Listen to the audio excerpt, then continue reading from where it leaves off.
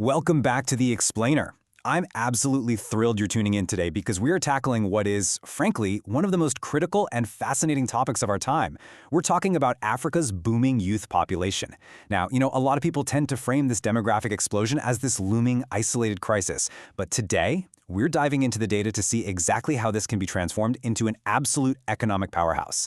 And make no mistake, this matters to all of us. The future of the global workforce, international supply chains, and honestly, even our collective climate innovation goals all rest heavily on what happens next in Africa. But right off the bat, we've got to understand the sheer scale of the challenge we're facing.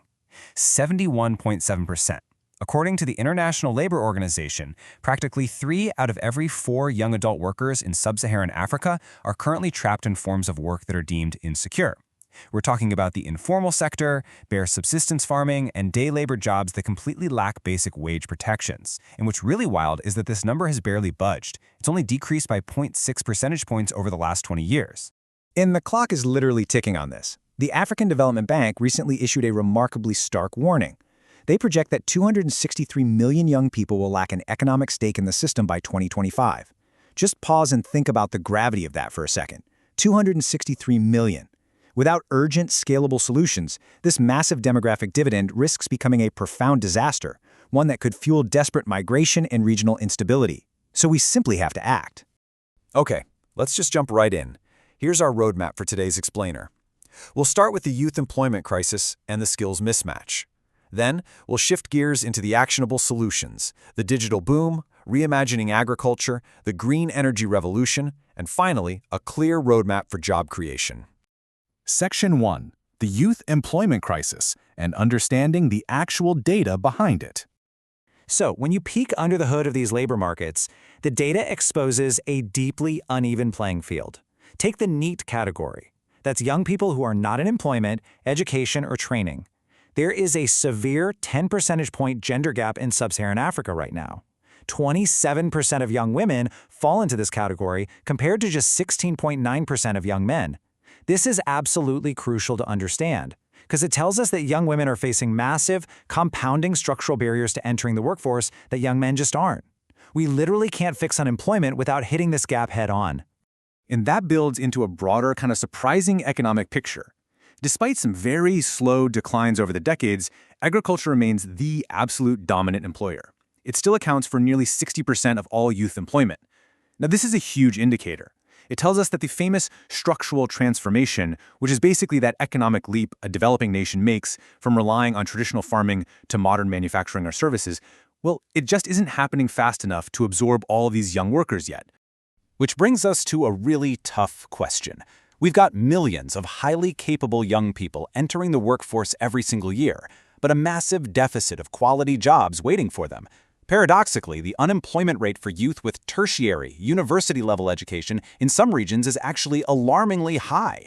So how in the world do we genuinely align our education systems with actual, real-world market demands? That leads us right into Section 2, fixing the skills mismatch and bridging that gap. For decades, the major societal push has always been toward traditional university degrees. But as the data clearly shows, this often creates a really painful irony: overeducated young adults stuck in fields with zero market demand. We end up with a surplus of graduates and a massive shortage of technical skills. The alternative that researchers at the African Center for Economic Transformation keep highlighting is TVET, Technical and Vocational Education and Training. The beauty of TVET is that it's a real game changer.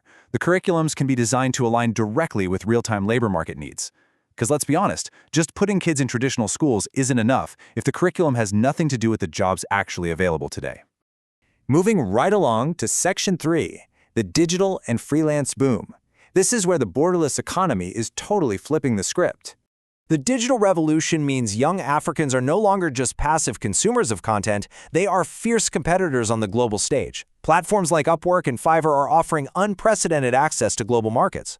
We're seeing this massive explosion in online writing, digital marketing, software development, and tech startups. If you're a young person in Nigeria or Kenya, this means viable self-employment, scheduling flexibility, and crucially, the ability to completely bypass local infrastructure barriers to earn a living globally. It's huge. But let's hold our horses for a second, because we have to be realistic here. To truly capitalize on this tech boom, we have to confront the digital divide. That's the gap between those with modern internet access and those without. The research is remarkably clear. Digital inequality actually makes youth unemployment worse.